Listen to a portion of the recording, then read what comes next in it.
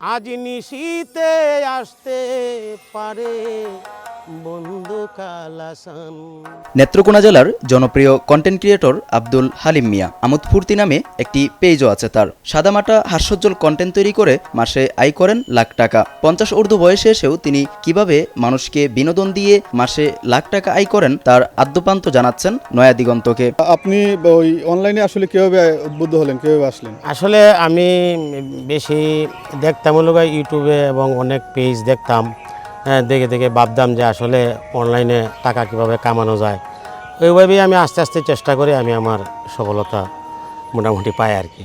আমার একটা ছোটোখাটো ব্যবসা আছে, আমি একটা ছোটো চাকরি করি, আমার একটা জব করি আমি। আমার এক ভাই আছে, বড় ভাই আছে নেত্রকোনা, ওনার এখানে আছে। আপনি এই অনলাইনে ভিডিও এডিটিং, ভিডিও করা, ভিডিও তৈরি করা এটা কেমনে করেন একটু বলবেন? এগুলি তো আসলে সব কিছুই কিন্তু ইউটিউবে আছে। ইউটিউবে সার্চ করলে কিন্তু সব কিছু আপনার বোঝা যায় যে কীভাবে ভিডিও এডিটিং করা যায়। আমি সবচেয়ে ইউটিউবেই বেশি দেখতাম আর কি। এইভাবেই আমি আস্তে আস্তে এডিটিং শিখি এবং আমার একটা ছেলেও আছে, সেও এডিটিংয়ের কিছু কাজ করে আর কি। আচ্ছা, আপনি তো আপনার দর্শকরা আপনার হিন্দি গান, ইংলিশ গান শুনে খুব ভক্ত বা অভ্যস্ত। এটা কি আমাদেরকে একটু দর্শক যদি শোনাতেন একটা হিন্দি গান বা ইংলিশ গান? আসলে হিন্দি, ইংলিশ, বাংলা যাই বলেন, আমরা যেহেতু বাংলাদেশের, আর আমাদের সংস্কৃতিটা হচ্ছে নেত্রকোনা কিন্তু অনেক বড় বড় বাউল সাধকরা জন্ম নিয়েছেন। আমি মনে করি যে হিন্দি, ইংলিশ না গায়ে আমার একটা নেত্রকোনার একজন সাধকের একটু গান। আমাদের এখানে কিন্তু রশিদ উদ্দিন, মিরাজ আলী সাহেব এবং বাড়ি সিদ্দিকী এবং সাধক চানমিয়া সাহেব অনেকেই জন্মগ্রহণ করেছেন আমাদের নেত্রকোনায়। আমি সাধক চানমিয়া সাহেবের একটু গান একটু আপনাদের শোনাই। জি। আমি চাই না দুনিয়ার জমিদারি, আমি চাই না দুনিয়ার জমিদারি ও প্রাণ বন্ধুরে, আমি চাই না দুনিয়ার জমিদারি।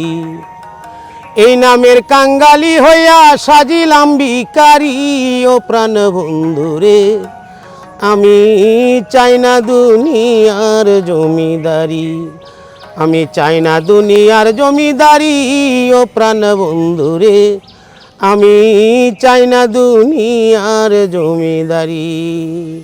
আসলে অনেক লম্বা গান তো, হ্যাঁ, একটু আপনাকে শোনাইলাম। আমি নেত্রকোনার এক সাধকের, আর আমাদের বাড়ি সিদ্দিকী কিন্তু নেত্রকোনায় জন্মগ্রহণ করেছেন। উনি অনেক গান, অনেক বাউল সাধকরার গান উনি গাইছেন। আমি একটু ওনার একটা গানের জি, জি, ঠিক অংশ আছে। আমি শুনাই। রজনী হইছে নাই অবসান, আজ নিশীতে আসতে পারে বন্ধু কালাসান। রজনী হইছে নাই অবসান, আজ নিশীতে আসতে পারে বন্ধু কালাসান। কত নিশি পুহাইল মনের আশা মনে রইল, কত নিশি পুহাইল মনের আশা মনে রইল, কেন বন্ধু আসিল না জোড়ায় না পরাণ, কেন বন্ধু আসিল না জোড়ায় না পরাণ।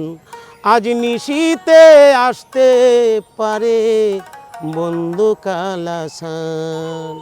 এই গানটি বাড়ি সিদ্দিকী সাহেব, আমাদের চানমিয়া সাহেবের গানটি, উনি ব্যাপক জনপ্রিয়ভাবে গাইছেন, আমরাও চেষ্টা করছি। আচ্ছা আচ্ছা, ধন্যবাদ। তিনি ফেসবুক থেকে আয়ের একটি অংশ অসহায় মানুষদেরকে দান করেন।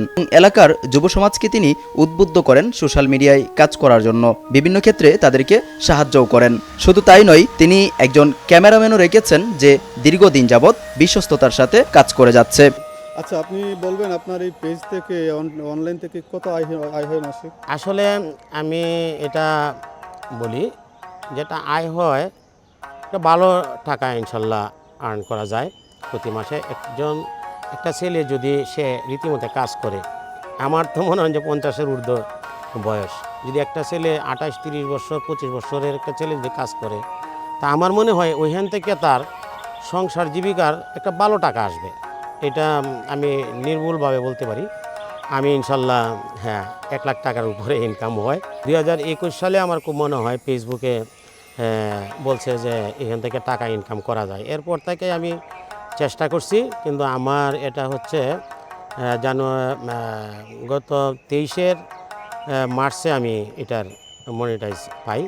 তখন থেকেই ধীরে ধীরে আমার এটা মোটামুটি একটা ভালো টাকা ইনকাম হয়। এবং আসলে এই ইউটিউব এবং ফেসবুকে অনেকেই কাজ করে, বলতো যে ফেসবুকে টাকা কামানো যায়, হ্যাঁ ইউটিউবে টাকা কামানো যায়। তখন আমিও ভাবলাম যে অন্যরা যদি কামাইতে পারে তাহলে আমি কেন পারবো না, আমি কেন পিছিয়ে থাকবো।